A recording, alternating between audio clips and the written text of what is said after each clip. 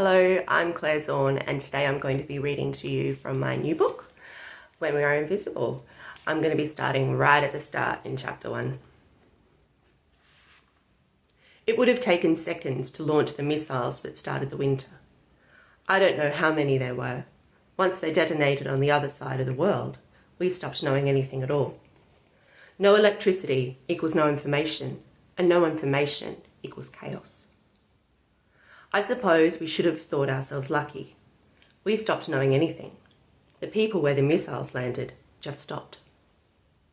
Perhaps they only saw a streak through the sky before their story ended. Perhaps it was a rolling mushroom cloud of smoke and ash that smothered them. But for me, in the moments when some powerful people over there decided to destroy 3, possibly 4 billion people, I was sitting in the school library pondering a history essay.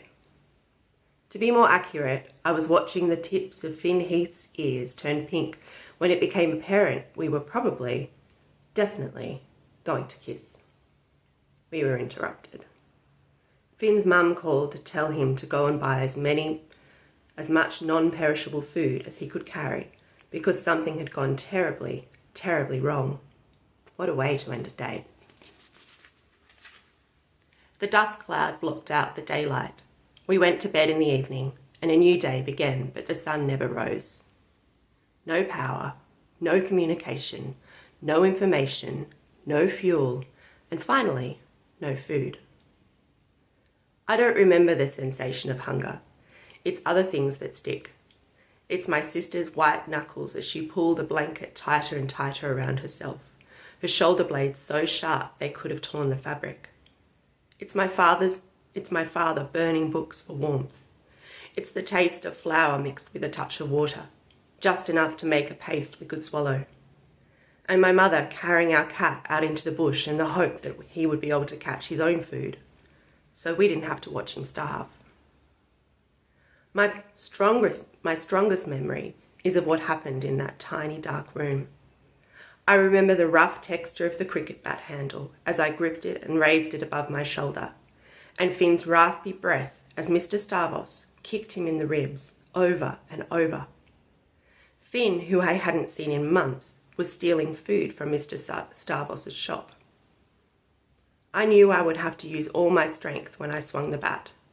No room for error.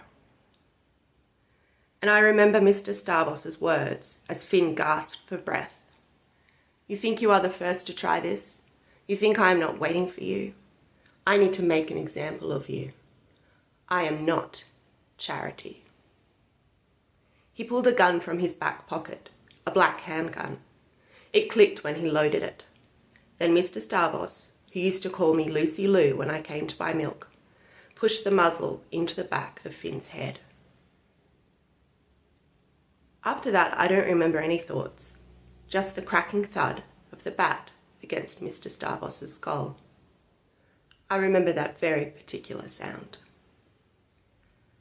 An act of violence is like a moment of punctuation between oneself and another. You used to be a person who couldn't do something like that. Now you are someone who can, who did, and who might again. At least that's how it was for me. Thank you for listening.